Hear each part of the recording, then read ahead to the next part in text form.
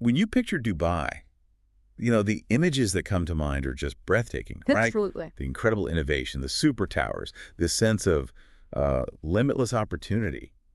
It really does look like a city where dreams are built. And that energy is real. It's palpable. It is. Hmm. But there's a huge gap between seeing that glossy skyline and actually, setting up the mechanics of your life there. A massive gap. That jump from visitor to resident means navigating this administrative and financial reality that is complex, it's unique, and honestly, it can be pretty jarring for newcomers. And that's exactly what we need to decode for you today. We're going way past the travel brochures and diving into the essential practical things that really determine if your move is going to be a success.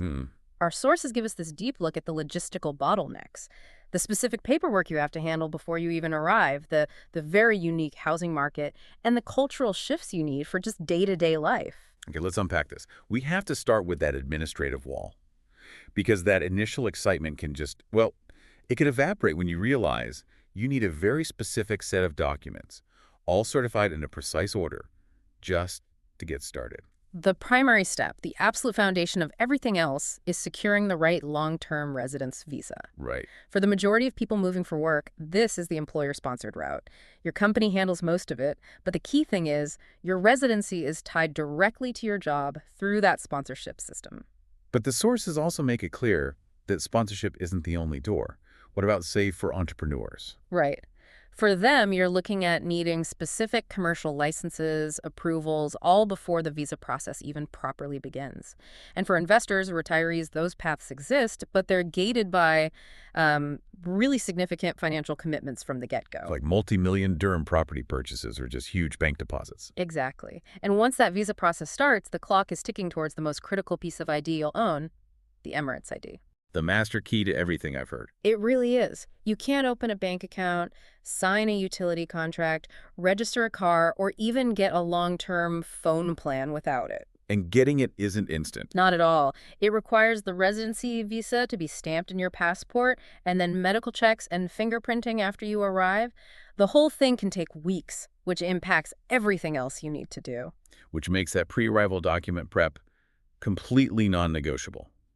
So what's the single biggest paperwork mistake people make before they get on the plane? Oh, easily. It's failing to properly attest their documentation. Your educational degrees, birth certificates, marriage certificates, they all need to be officially stamped. And not just once, right? Exactly. It has to be done first by the authorities in your home country, and then critically attested again by the UAE embassy or consulate before you leave. I can imagine people think, oh, I'll just handle that from Dubai once I'm settled. What happens if you skip that pre-arrival step?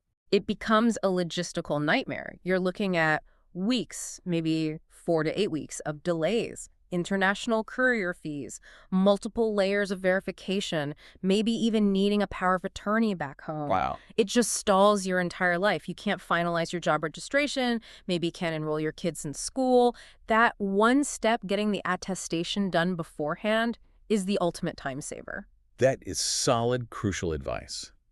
Okay, so once the administrative maze is underway and you're waiting for that all-important Emirates ID, the next huge hurdle comes up. And it's a big one, a major financial and cultural shock for a lot of people. Finding a place to live. This is where your financial preparedness is immediately put to the test. Now, some companies do offer great relocation packages or housing allowances, and that's a huge advantage. But for everyone else. For those navigating the market on their own, you run straight into what we call the upfront payment shock. Tell us about that. Because in, say, the US or the UK, you expect maybe 1 month's rent plus a security deposit. It's a different world. Landlords in Dubai almost universally require a minimum of 3 months' rent, and often up to a full year's rent, paid in advance. A full year. A full year.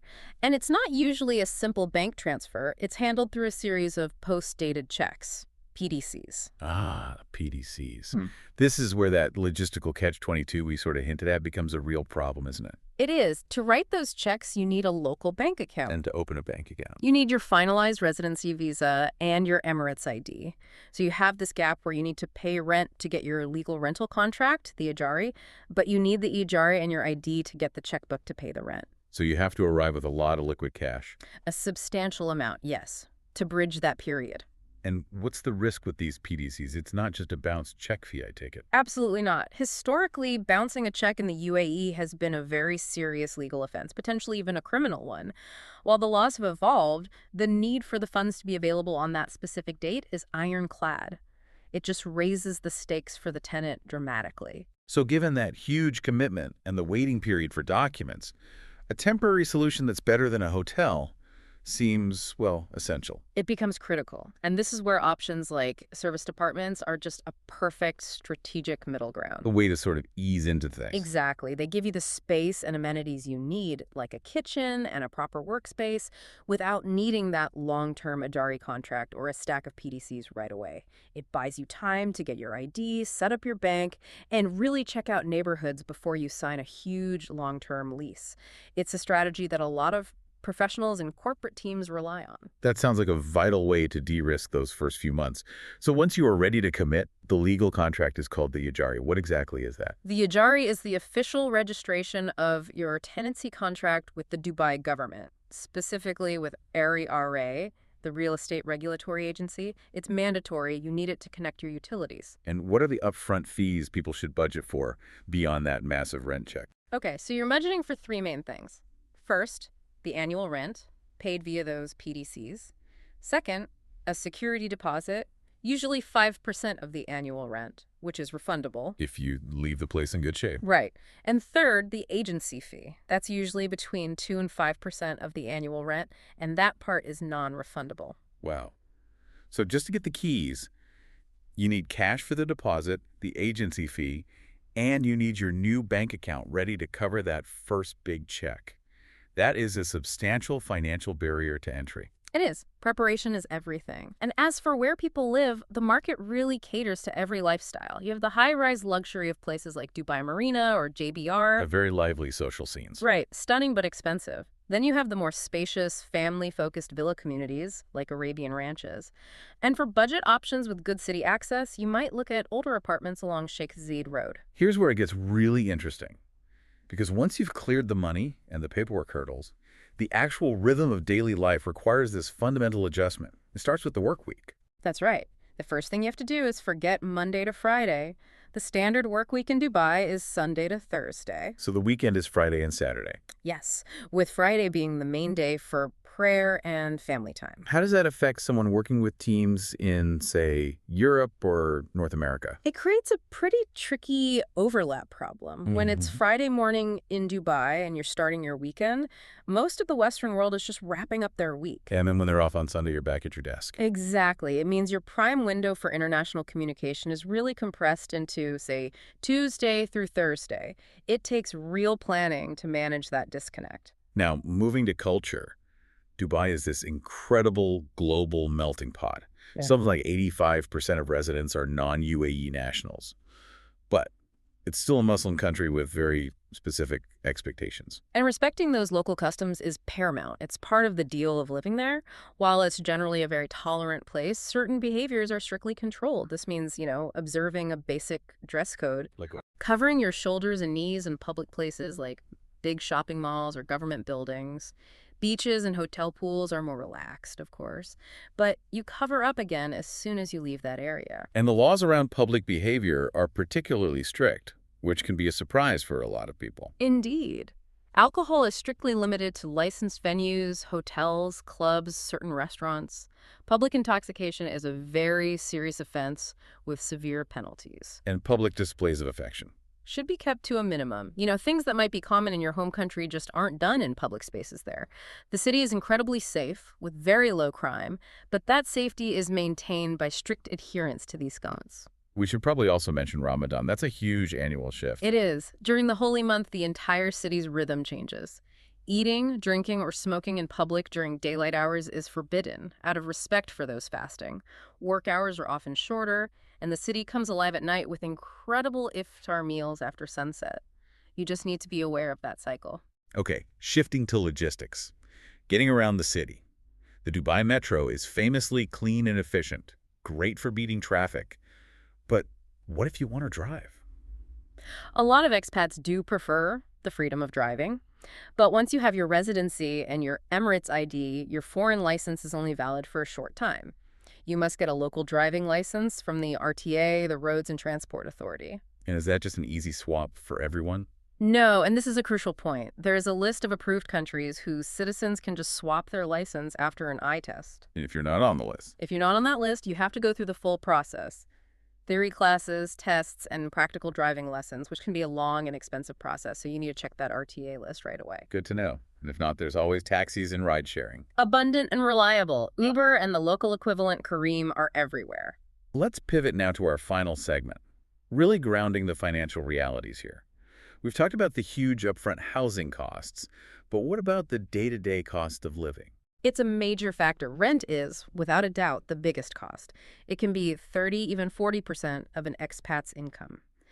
We mentioned a one-bedroom can range from, say, 30,000 up to 100,000 dirhams a year, depending on where you are. And then utilities, which is DEWA.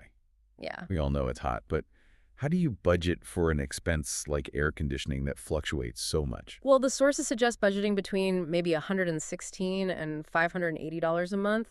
You'll definitely be at the higher end of that during the peak summer months, July through September, when the AC is running constantly.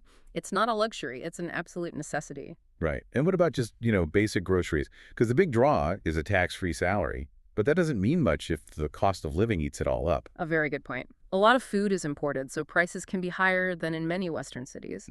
A liter of milk is about 6.92 AED, which is just over $1. A tray of 30 eggs is around 22 to 24 AED. So for a single person, what's a realistic monthly budget not including rent? You're probably looking at somewhere between 4,000 to 6,000 AED per month for groceries, transport, and some leisure activities. That tax-free salary is valuable, but you have to budget carefully against these high costs. So you're earning in the local currency, the Emirati dirham. You have your local bank account for the PDCs. What's the best way to manage money internationally? Like sending funds home? This is a great practical tip. Once you have your account set up, which requires your passport, visa, ID, and a salary certificate, you should really look beyond traditional bank wire transfers. Because of the fees and exchange rates. Precisely. Using online money transfer services is almost always more cost-effective. They offer much better exchange rates and lower flat fees. You can save a substantial amount of money over a year compared to just using your bank. A quick note on property investment. Is that a realistic option? For some, non-UAE nationals can buy property in designated freehold areas, but the sources are clear this is for people with very substantial resources. The average newcomer is focused on the rental market, not buying. So what does this all mean? We've really painted a picture of Dubai relocation as a process that demands patience and serious financial planning to get through the visa process, the document attestation, and that critical Ijari and post-dated check rental system. It means success comes from preparation. The opportunities in Dubai are immense, and the city is truly exhilarating. But you have to respect the local framework and the logistical challenges. You need to be organized, patient, and above all, financially ready for that high entry cost. As you get ready to dive into this incredible modern social scene, there's one last reality of expat life to keep in mind as you build your community. Yes, the social environment. It's astonishingly easy to meet people. With 85% of residents being expats, there's a group for every single interest. But, and this is key, you have to be prepared for the transient nature of many friendships. People are on short-term contracts. Yeah, exactly. 2 or 3 year contracts and then they move on. So to find real long-term happiness, you have to be intentional about building deep, stable connections amidst that whirlwind of the glamorous expat lifestyle. Enjoy the dune bashing and the rooftop bars for sure, but also put real effort into creating a community that isn't just temporary. That balance is the final essential key to settling in successfully.